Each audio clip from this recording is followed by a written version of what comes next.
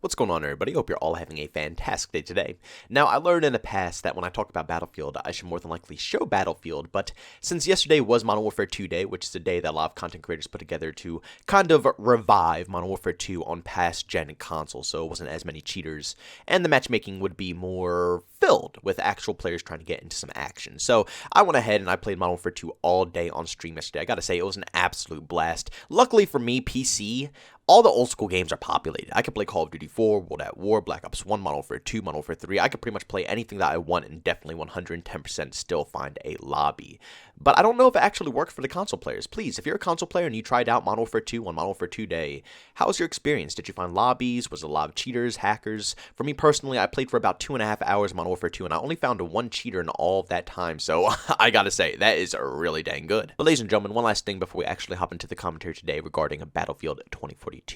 There's been a brand new game released called Ready or Not. I have been waiting forever for this game because it is pretty much the better version of Rainbow Six Siege. It's everything I wanted Rainbow Six Siege to be, but obviously, as we all know, that game took a different approach. Not a bad approach, you know, they're definitely doing their own thing, but this game is what I truly wanted out of Rainbow Six. It's pretty much a tactical SWAT team, breach and clear styled video game. Very realistic, and you actually have to take your time and be more strategic with every single area that you enter. It's just phenomenal. Like I said, if you guys want to see gameplay of this game, I'm going to be live streaming it today and potentially making a commentary about it later on the YouTube channel. But okay, guys, let's get straight into the commentary today revolving around Battlefield 2042. I made you guys wait long enough. But today we're going to be talking about why having a server browser and allowing individuals to make their own servers is so crucial when it comes to a Battlefield game.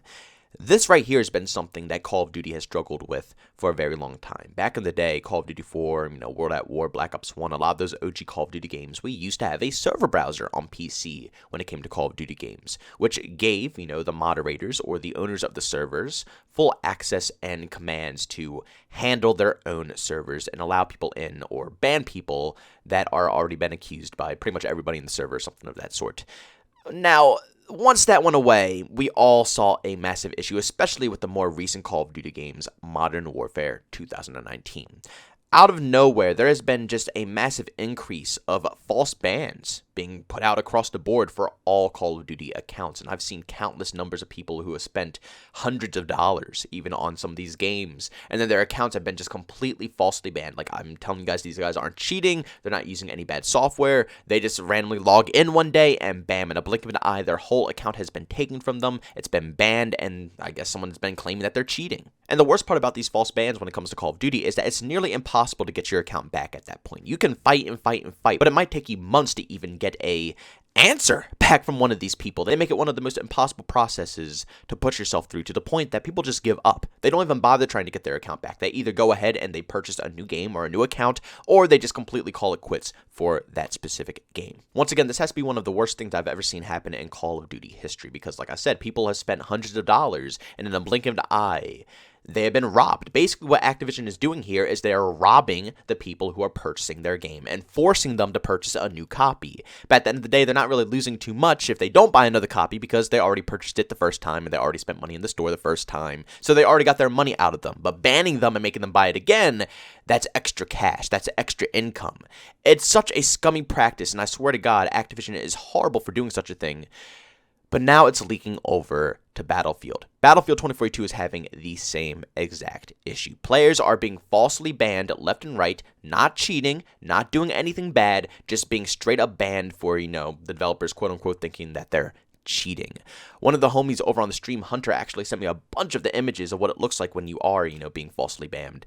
I'm going to go ahead and flash them up on the screen here for you guys. This is scum. This is some of the worst stuff you will ever see happen in gaming. At all. It doesn't matter what game it is. If a company does this, if a company falsely starts banning individuals without any proof, this is when they hit rock bottom. Not only is Battlefield 2042 incomplete, with no content, absolutely bugged out, horrible optimization, and not only did the player base completely cut over half of the actual population of the game on Steam charts, but now they're going to go ahead and start banning people for absolutely no reason, taking everything that they grinded for and everything they earned in this game. Now, luckily, there is no store. You can't buy anything with microtransaction points yet, but we still bought the initial game. People who spent $60+, even $100+, are getting all that money taken away because they're being falsely accused of cheating. And not even just that, like I said, all the stuff you have to grind for in this game, getting tier 1 on a lot of this stuff is really hard. I still have no specialists that are tier 1 just yet. I only have 3 SMGs and 1 assault rifle out of all the weapons. It takes a lot of your time to go ahead and grind for this stuff,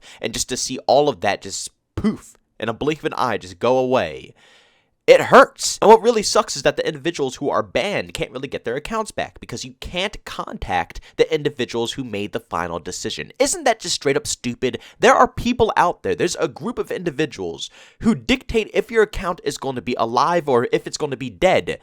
And they can't be contacted by anyone. You can only get customer service, which could barely get through those people at all in the first place. It is such a bad, horrible system. This is why I always say that server browsers are the way to go. Yes, you might every once in a while get falsely banned by a server. It's happened to me, it happened to friends, it happened to probably a lot of you guys. If you piss off an admin, if you make them angry, or if you start using things that they say don't use, you know, this and that, they'll ban you out of the server. But there's always going to be more to come. Unless it's a really, really, really old game, there's always going to be more servers to play. And these servers, like I said, are dictated by the people who own them. So it won't be just some random people out there that you can't contact, that you can't interact with, that you can't show proof to, because the people who are running the servers usually always have a Discord channel, an email attached to the server. There's always a way to contact the head of the server, and they handle the bans. You have a direct path to the people who handle your account if it's active on their server or if it's not. So never do you have to sit there and beg for customer service to respond to you. You can find a way around it. And even if the owner of the server decides to not respond back to you, or they don't give a crap to what you have to say, there's still more servers to play on. You see, right here in Battlefield 2042, if you are banned from the full game. In past games, if you get banned from a server, you're banned from that specific server. That doesn't ban you from the overall game. You can go from another server to another server, and yeah, if you get banned or caught by EA or DICE, yeah, you will, you'll get out of the game. But still, it's a lot more lenient this way. You can still bounce around, and admins have control over who is allowed in and who isn't, compared to one dictator, EA or DICE, who completely give you no option on playing their game ever again. If you are falsely accused of cheating, it is over for you. All I have to say to you guys, DICE and EA, is that this is 110% an awful move. This will do nothing positive for your game, and right now is only killing it more than you could possibly imagine. You have to actually do background checks. Do you guys understand that every time your account gets reported for cheating, or anytime you see one of these individual guys, like the person I just showed you guys for his stuff today, every time these people get banned, they are background checked. You cannot ban an individual on this game unless you have evidence and proof that they are cheating. So people who are working at EA or DICE are sitting down, looking at legitimate footage of these people who are clearly not cheating, and they are giving them the ban hammer. So either these people who are doing this job are so bad at the video game that they can't tell the difference between someone who's cheating and someone who's just, an average or good player, or, like I said, it's just a scheme that the head publishers do to get people to spend more money on their game. They already got their initial income, so they either ban them and see if they spend more money on the game and get double the income, or they just leave the game altogether. But again, it's no L for the publisher because they already got the initial money. I keep wanting to make a positive commentary about Battlefield 2042 because there is stuff that I enjoyed. And obviously in the beta, as you guys saw from all my content, I enjoyed what I played. But for some reason, every single day that goes by, I just start to dislike the game even more. And every last bit of news that comes out for this game never gets any better. Yes, every update that comes out is good. It definitely benefits the game. But those are the only bits and pieces of news that are actually positive. Everything else besides the updates that are released for this game are all negative. Getting all the news and information of what happened, before all of this stuff has been put together for this game, and hearing about what the future of this game is going to look like, and also future titles that aren't Battlefield 2042, but just future plans for Battlefield in general, nothing has been good so far. I can't help myself but make this type of content. I'm going to try soon because, like I said, there is still some tiny bit of positive information I want to cover and stuff like that. But at the end of the day, man, I'm disappointed. I really am. I had such high hopes for Battlefield to come back this year and really just stick it to every FPS game out there. The way they advertised this game was phenomenal. They just didn't execute it in the same exact manner. But ladies and gentlemen, thanks so much for checking out this video. If you enjoyed it, make sure you leave a like. Bums, I hate it. Leave a dislike. Also, if you're brand new, enjoy the content, don't forget to subscribe and hit that notification button. Also, chat with this too is to do so. I have a Twitter and a Discord. Both those links are down in the description. And also, want to catch me live streaming some video games over on Twitch. Link that is in the description as well. But guys, thanks so much for tuning in. See you on the next one. Peace out.